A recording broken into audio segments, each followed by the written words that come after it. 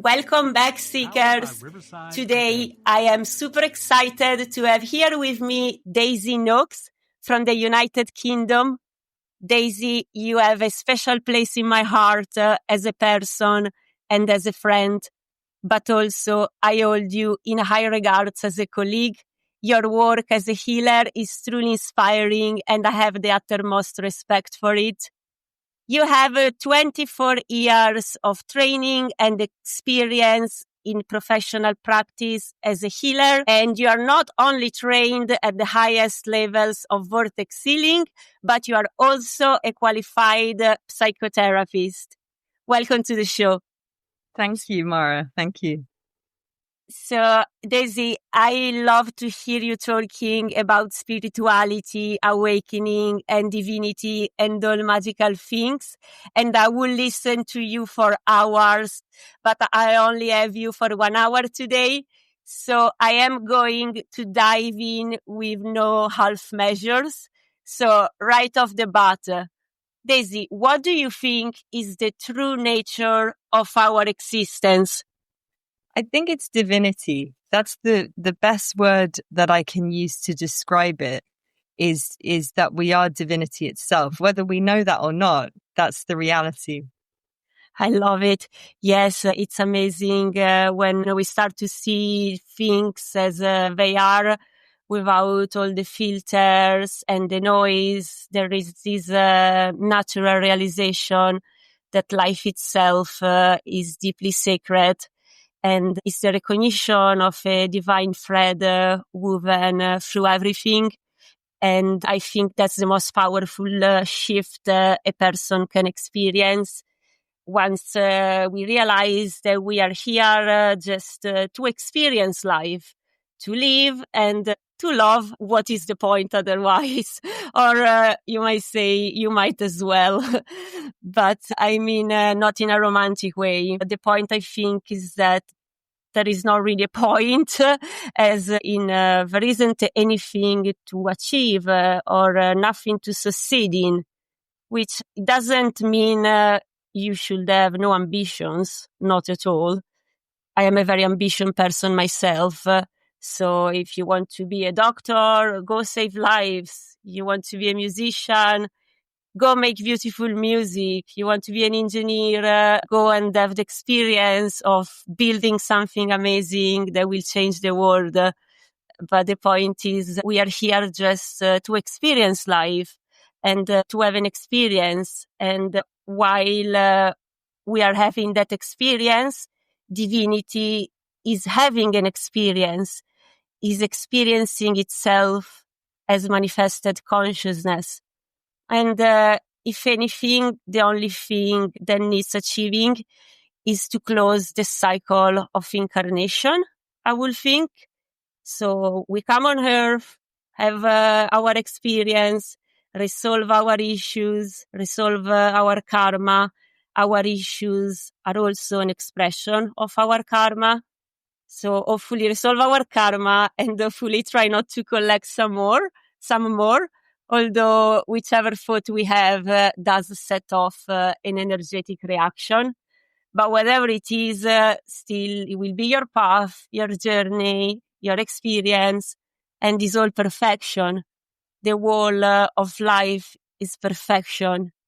Even the suffering, even the terrible thing is all divinity having an experience, is all life unfolding. Every human resolving karma, is everyone going through their journey. And some things are hard to accept, and some people will argue, if God loves us, why would he do this? But I think if we could touch the love that created that experience, we will just melt into trillion pieces. And it's all for our ultimate good.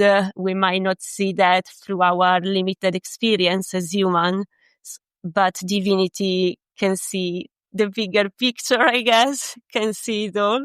You are trained in different techniques. However, I can see on your website that vortex healing is the one you are most drawn to and the one you use most in your sessions.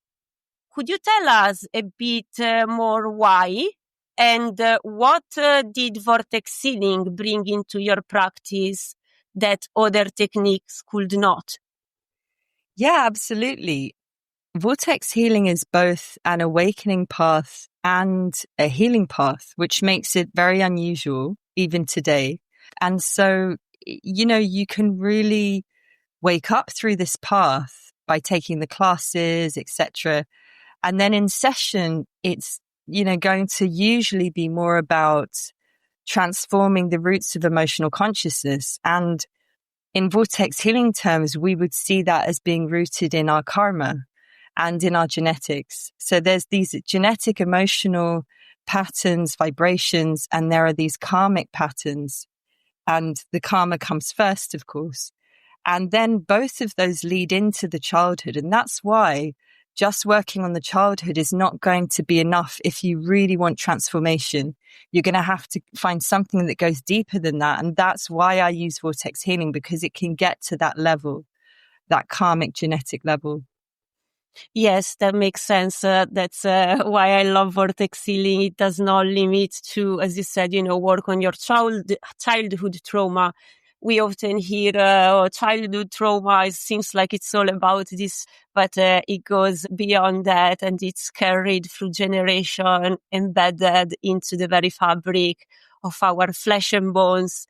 And years before that, we remember all the drama, all the trauma from millions lives ago, and it all come back, and we don't remember we had that experience, but we are living it on in this life, in this body, in this journey.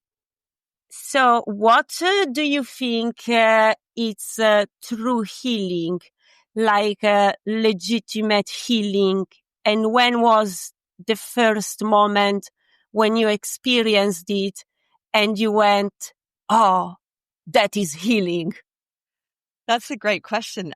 I'd love to tell the experience of that, and also to say, first of all, that really healing is not a question of imagination. It's not a question of belief, and it's not a question of thinking yourself into a state. It has nothing to do with the mind or thoughts. So I was always looking for something that was really experientially clear to me, like this is healing. I really needed, I'm an experiential learner. I really needed to feel something and see the change. That was what I was looking for. And one time that this really became clear to me, I had met a couple that practiced vortex healing, and they invited me to this party. I was living in Brighton at the time, and there was a very beautiful, intimate community there at that time. And we went to this party, this community party, and it was an Alice in Wonderland party. It was a fancy dress. And at one point, the lady from this couple, she gave me this drink. I don't know if people remember the story, but there's a drink that says drink me. There's a bottle that says drink me in Alice in Wonderland.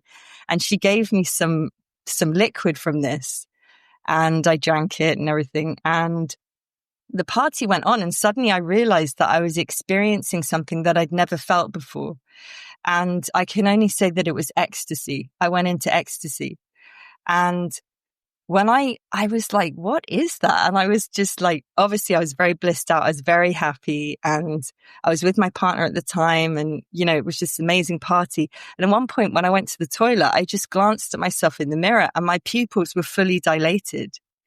And because I'd grown up on the rave scene as a teenager, I knew that look in people's eyes. So I knew that it was something that you cannot imagine into creation. It's something that is created by something real, by something that you ingest.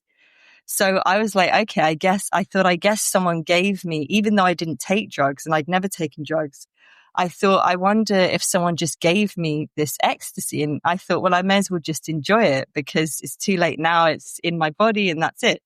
So I went with it. And the next day I started to inquire to people who'd been at the party, what was at the party, what were people taking or this and that. And the people were telling me that owned the house, no, it was a drug-free party. There was no alcohol, no drugs in the whole party.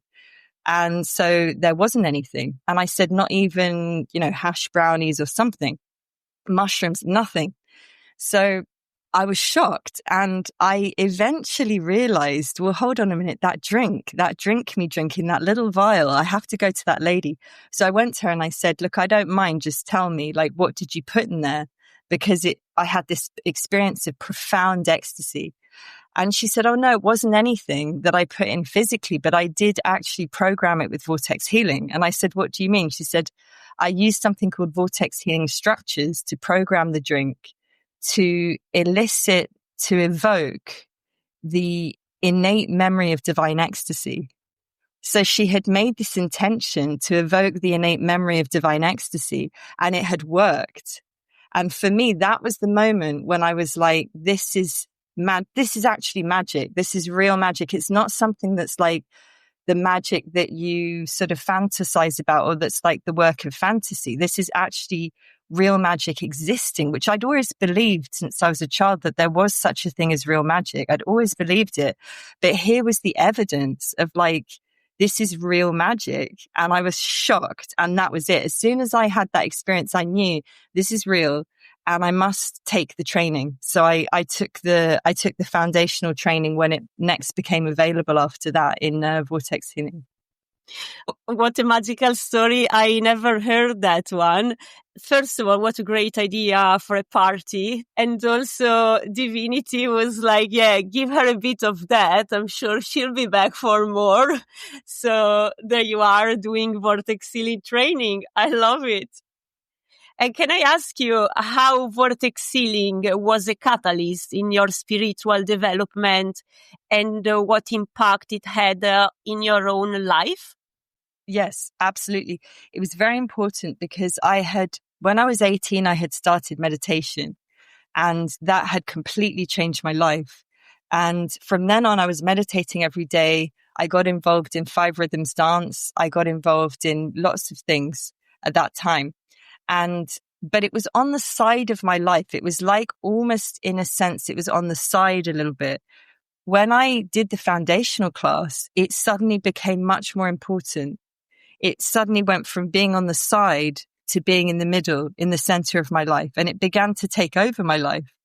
And strangely enough, 3 weeks after that, I met Amma. I met my guru, Mata Amritananda Devi, 3 weeks after taking the foundational class. So I had this double whammy of events in the space of a month that completely changed my life forever. So there is nothing really that I couldn't overstate the profound impact of VortexHealing on my life and on my path and on my work eventually, which I didn't know at the time it was going to become my work. That sounds awesome. And as you mentioned, you have this very special relationship to Amma, and you often visit her to her ashram in India, and you just came back. So what did Amma bring into your life and into your spiritual development? Also, if you want to talk a bit about Amma, tell who she is, what she does, you're very welcome. I'm sure a lot of people that are listening to this show know who Amma is, but for those who does not, then we'll let them know. So yeah, I guess to tell the story of how we met would probably be a more personal way of explaining the way that Amma can be experienced by somebody. So I had been invited to meet her, and it was the same lady that gave me that drink. And I thought, no way, it sounds like a cult, forget it, like Indian guru. It was like my worst nightmare, because I was into Vortex. I was into these things. Vortex was already for me a push, because I was all about skateboarding and raving and music. And I was, into that kind of stuff in my life. And I had been for years, since I was a teenager. And and then meditation had come in, and then Vortex had come in.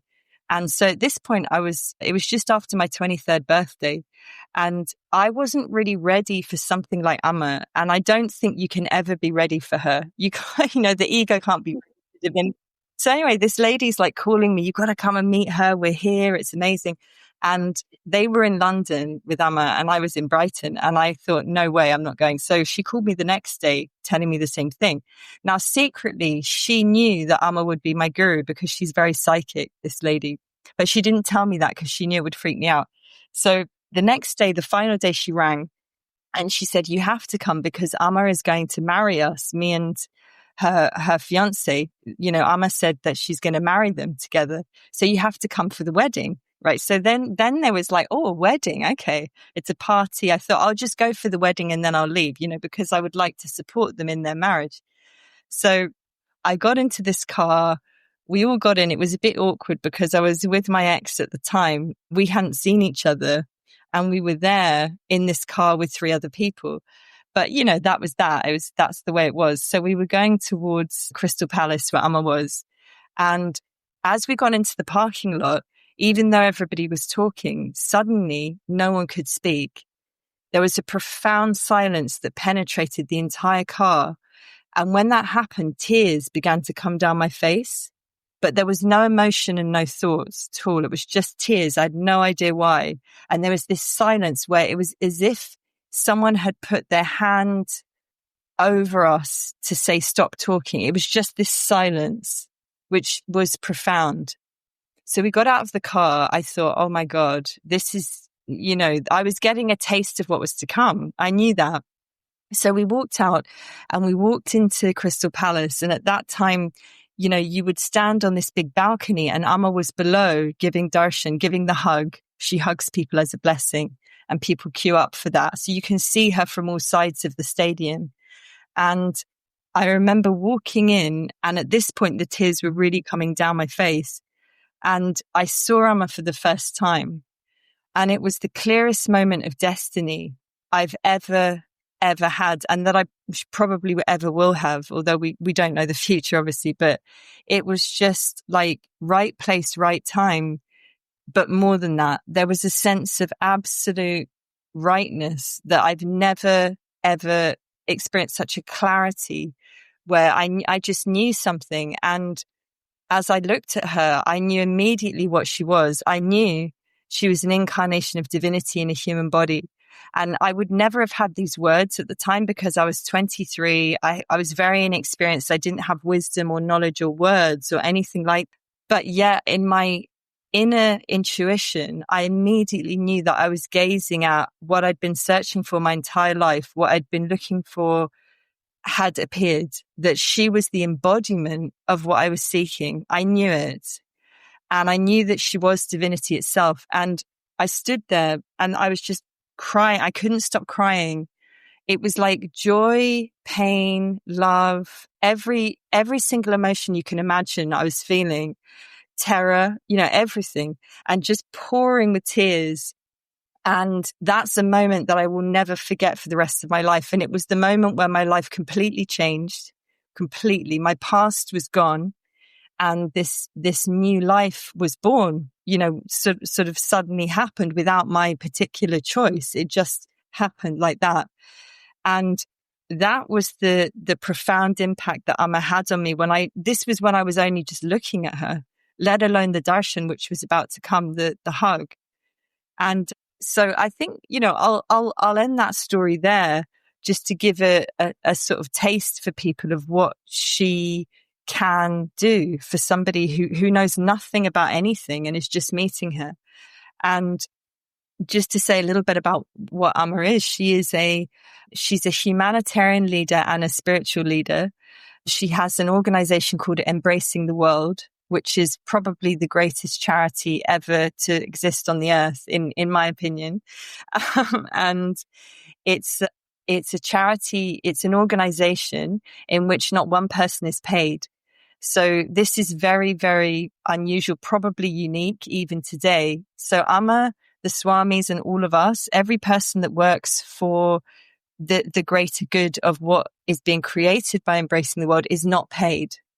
And the only cases where people are paid would be when doctors are doing, you know, complex work, surgeries, they would be paid by the charity. But in general, you know, if it's a surgeon or something like that, but in general, all the people that are working for this cause of transforming the heart of humanity, basically, which is what it really is, both on a humanitarian level, on a charity level, on a grassroots level, and on the level of awakening. And for Amma, you see, the thing is, they're not separate. She doesn't separate grassroots charity work from awakening. For her, she doesn't have to separate. She doesn't need to separate those two things out. For her, it's actually one cause. And all of us are behind her, trying to facilitate her work in the world because we've been so touched and transformed by her. So it's a very, very special organization, the likes of which I've never seen.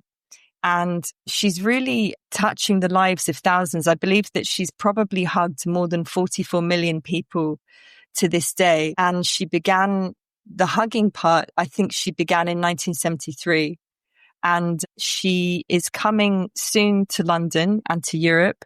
She should be here soon for her Europe tour. This is what we hope in the autumn. And so that's a little bit about Amma, and that she's, in my opinion, she is an avatar, which means she's a direct divine manifestation within a human body, which is extremely rare. We're not now talking about a guru or your average guru or some spiritual teacher that's going to talk about manifestation. We're talking about an actual physical incarnation of the divine. And it's so rare that it's almost unheard of, and this is why, we go to Amma, because of her unique power to change our hearts, to make us better people, to bring out the innate talents that we have, and to bring out, most of all, our innate desire to serve others. Amma's main teaching is selfless service and compassion and love. So, those are natural instincts in a human being, in my opinion. Compassion, love, selfless service for others is our natural instincts, but they've been lost a lot in the world due to the selfishness of how things have panned out in the world today. It's Amma's mission to really ignite the selfless service instinct within human beings. Wow, what an experience the first time you met her. I cannot imagine what my first time will be. And I cannot wait for her to come to Europe. Hopefully, I know she hasn't been very well lately, but I'm so much looking forward to bring everyone in my family to her. And I think as well, when you hear the word guru, oh my God, stay away. Those people are delusional. It's a cult. It's a bunch of freaks. Oh my God. But with Amma and the very few real avatars, which, as you said, they are a direct embodiment of divinity. They are divinity incarnating into human form, which come to Earth to facilitate the evolution of consciousness. And as you said, also in the humanitarian level, and they see no separation. When you meet them, even just looking at a picture, even someone that thinks gurus are freak and they don't believe in nothing spiritual, and they don't believe in the divine. It just takes a look into Amma's, for instance, eyes to see that there is no separation there. And it's just divinity. You see infinity through her eyes, and it's like a direct gateway to the divine. And it will be like basically like meeting Jesus. That's what I always tell people. You have to meet Amma, listen to her mantras or whatever. Would you not go to meet Jesus if he was on earth? I mentioned the 1,000 names of Amma now. Could you tell us a bit more about this mantra? Why is it? First of all, I think what you said about Amma was so beautiful and so true. So thank you for your words on her. I really agree with you. And for me, I do the 1,000 names or Archana or the Sri Lalita Sahasranama every day. I've done it every day for 10 years. That is my main spiritual practice that I like to do. The reason that I do it is because I find that it does this combination of things that's very helpful. It makes your mind relax, and it often empties out a lot of those extraneous thoughts from your mind. it aligns you with divinity in a very profound way. It also clears a lot of karma. It clears a lot of your past lives, you know, the ones that maybe weren't so savory. And it also, you know, creates a kind of bond with Amma that I really enjoy. So it really does so many things. And in fact, it's a practice that's practiced all over India for, you know, hundreds of years, probably more than hundreds of years. They've been practicing this 1,000 names of Devi. So it's the 1,000 names of the goddess Devi that are chanted in Sanskrit.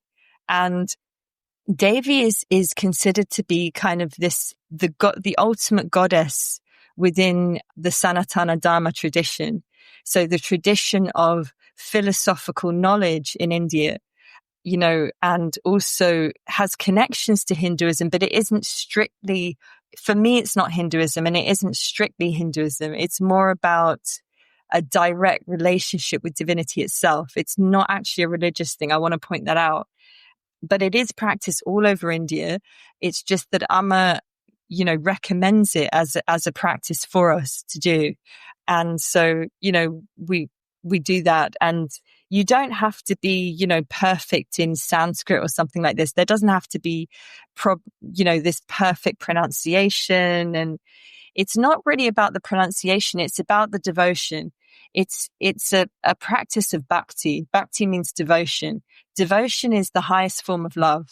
So, you know, with Amma, it's a path of bhakti. It's a path of devotion. And all over India, there's practices of bhakti, devotional love as well. So that's a little bit about the 1,000 names. Yes, and I read it also clears the space if you play it in your room, and it does clear things like hexes and curses, black magic, and it does it for like 7 generations. So, you know, your children will never be affected from anything like that. And do we need to say it, or is it okay to just listen to it?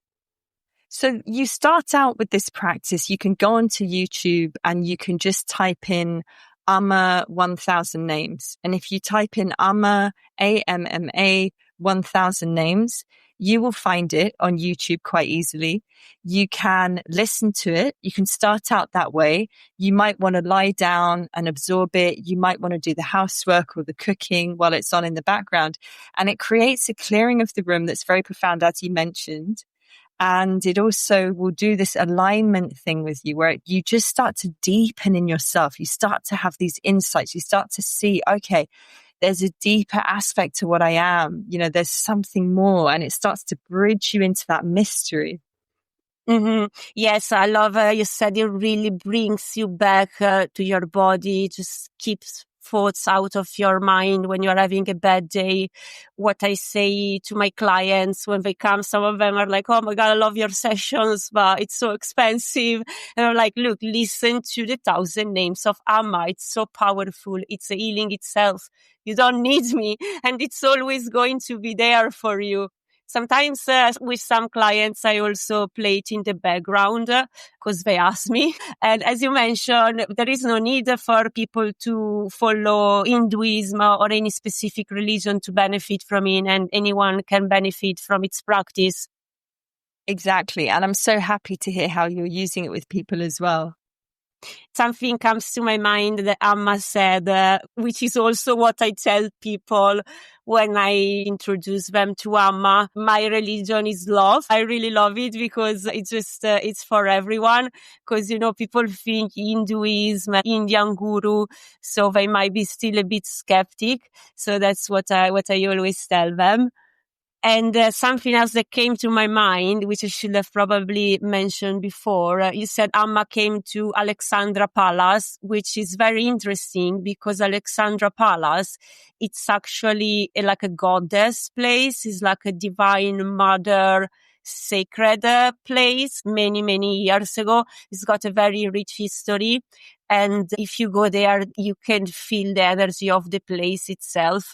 So I like to think there wasn't a random choice, although it's a very big place, probably to accommodate the many people that came from all over England to see her.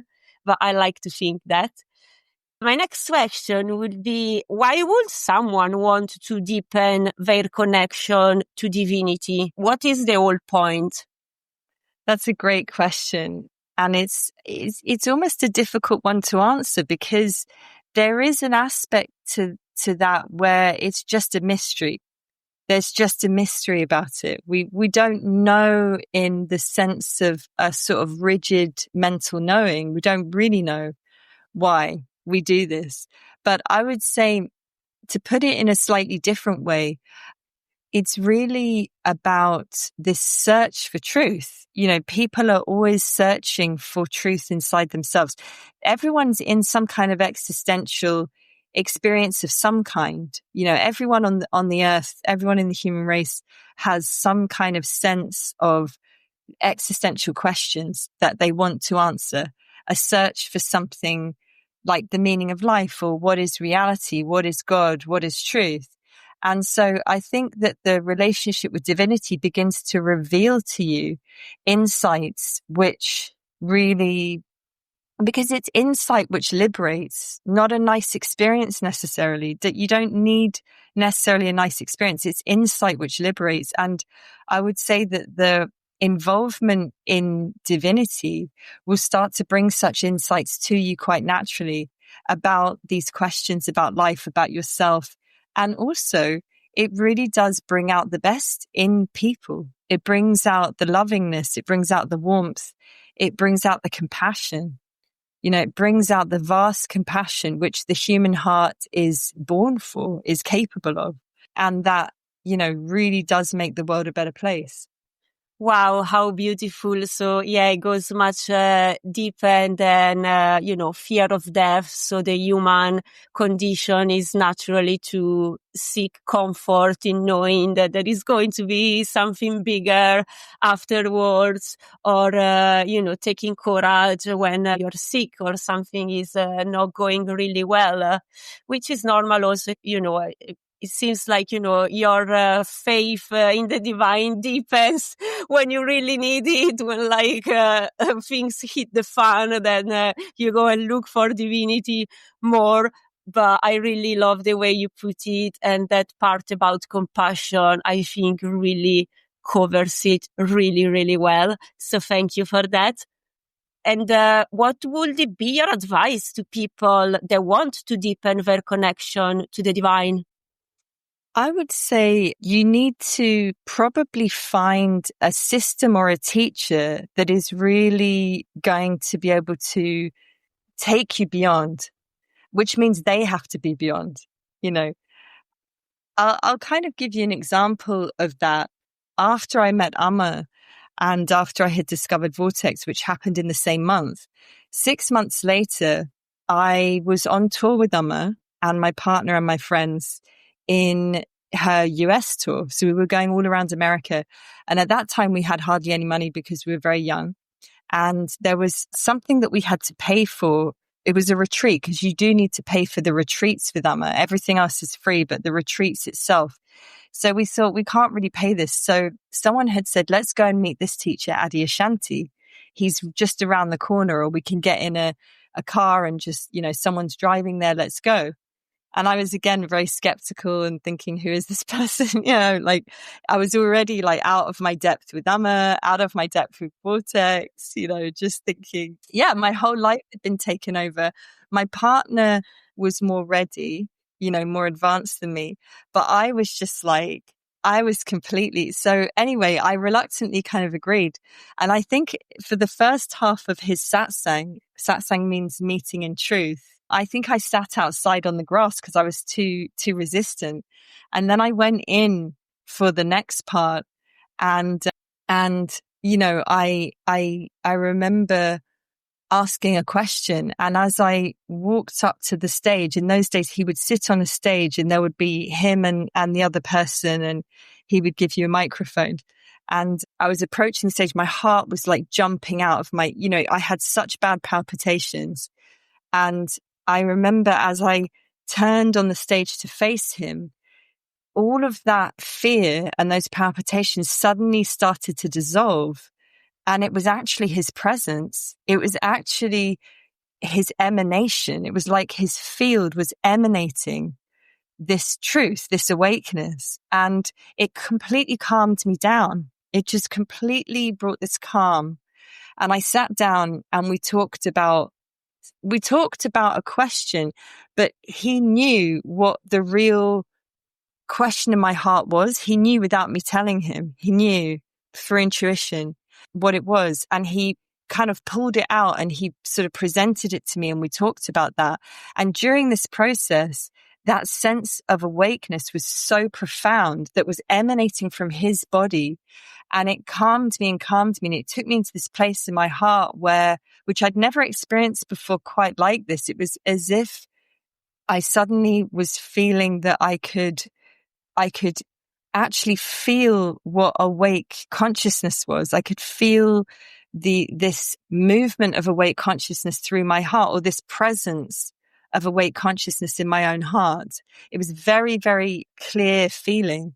And it's difficult to put into words now what it was, but that experience never left me. And he, as a teacher, Adyashanti, had a profound impact on my awakening journey.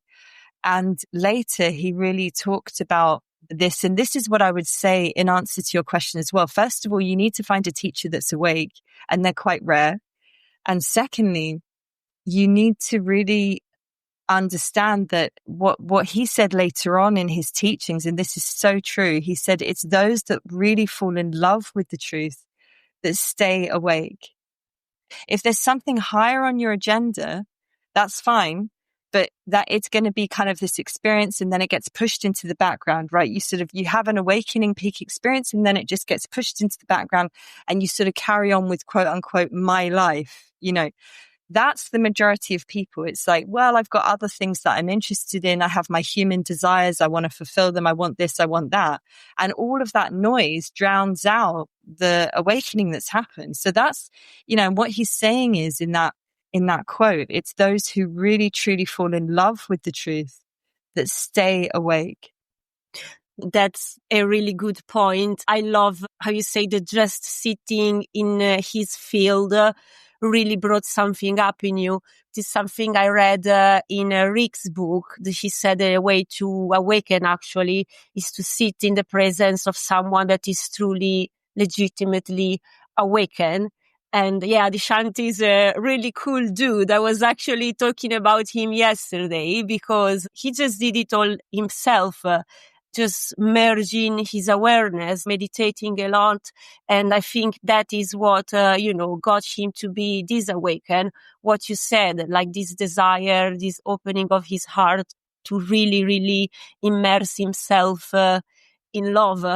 And I think he also was like sick for a while because I think his system could not take it.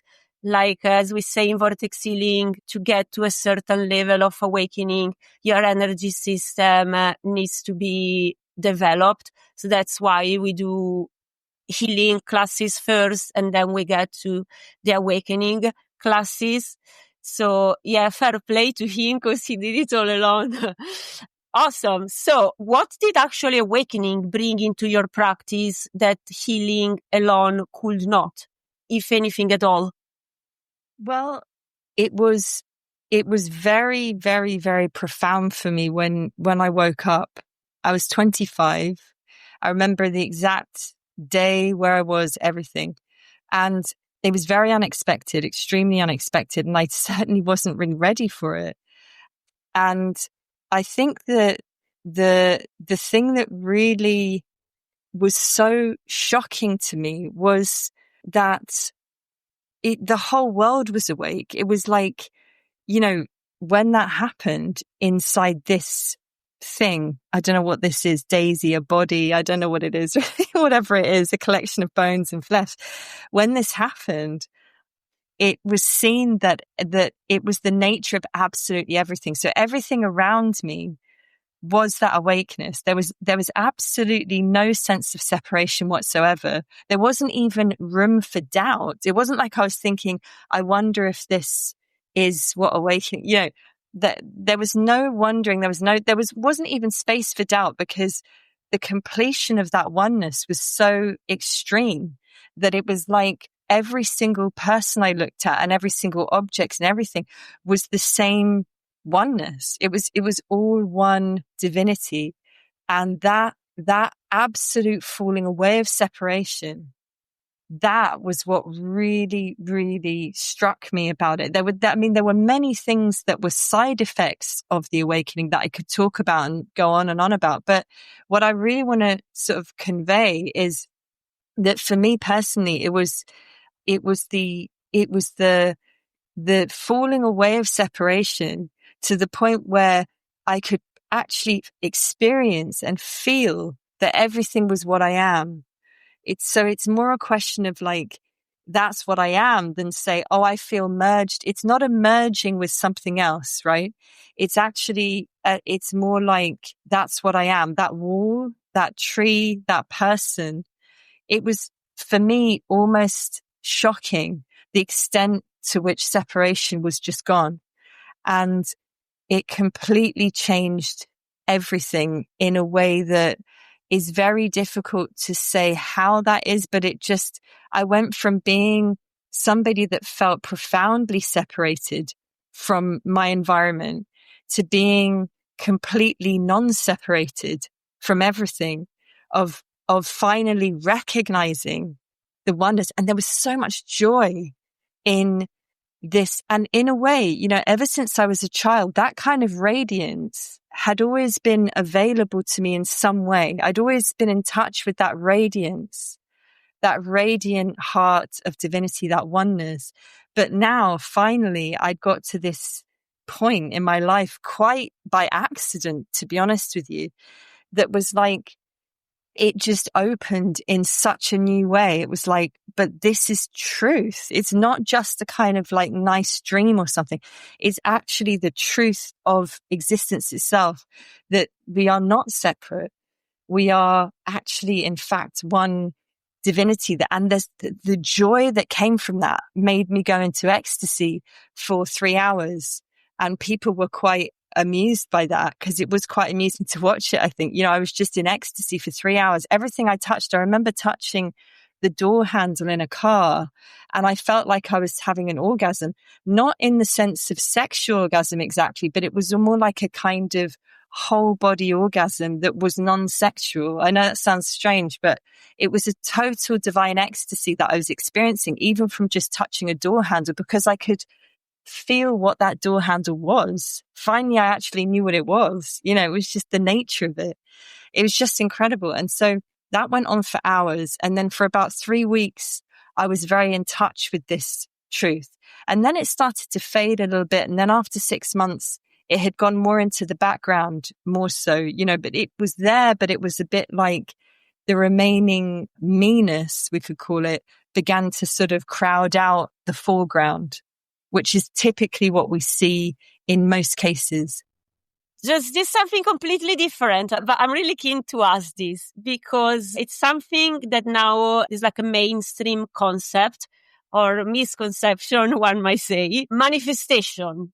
You open social medias and everybody's like, manifest a specific message from a specific person, manifest wealth and abundance, buy my manifestation masterclass for $999 and you will get anything you want. What is that all about? And can we really ourselves manifest something or someone? Right. Well, I would say that's just pure ego, really. And why not? If you want to do that, why don't you just go and get a career in something where you're more likely to make all this money, like investment banking, or because, there's lots of ways that you can make lots of money and manifest lots of stuff that's quite conventional and straightforward. And I would recommend, if that's what you want, go for that. But in terms of spirituality, what it's trying to do, saying that there's a quick fix to manifest all this stuff, it's just pure fantasy. It's the ego's fantasy of what freedom is. So the ego is that within us, which is basically always seeking security, status, and power, or one of those or all of those, preferably all of those. The ego, it wants security, it wants status, and it wants power. And so when people come to awakening circles, they bring all of those desires with them, and they're looking for awakening to fulfill all of that. So their fantasy is that awakening will give me those things, because that's what the ego's point of view always is. It's like, I'm going to get what I want, and it will, use anything to do that. And it's looking for food to feed that, all that, egoic drive, right? So most of the stuff out there that you've described very well, actually, and very amusingly, because it is that way, is just, it's just pure egoic fantasy stuff trying to pose as awakening. And maybe the people that are selling it, maybe they believe in what they're selling. They may authentically think that is actually real and that it is doing that. Or it could be a con artist. We don't know. It could be either one, to be honest. But if you really want to know what manifestation is, I would say, from my point of view, manifestation is essentially the will of divinity becoming sort of, you could almost say, moving from the unmanifest to the manifest. So because divinity is the totality, it's both unmanifested and manifested. And there's almost, one could say, kind of a movement, as if divinity has this imagination that then becomes, but it's much more than imagination from divinity. Because it can immediately make that real. It can manifest into creation whatever it wants, whenever it wants. So that power exists. That power of manifestation exists, but it only exists in one place, and that's in the hands of the divine. So it exists, this power to go from, we could say, the unmanifested to the manifested. And there's an absolute beauty to that, because when it's coming from divinity, it's selfless. It's not for personal gain. It's happening. Now, I don't want people to then take that as like a game of like, well, if I make it about others, then it will work. It's not a mind game thing. It's a completely different level of reality that divinity is operating from. And that's why it has the power to do that, right? It can do it because it's coming from absolute pure divinity itself. It's arising from the totality. So in my opinion, there is something called divine intention, and that creates things, right? It does create things.